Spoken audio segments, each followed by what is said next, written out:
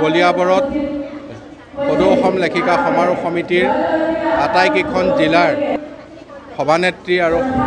সম্পাদিকাক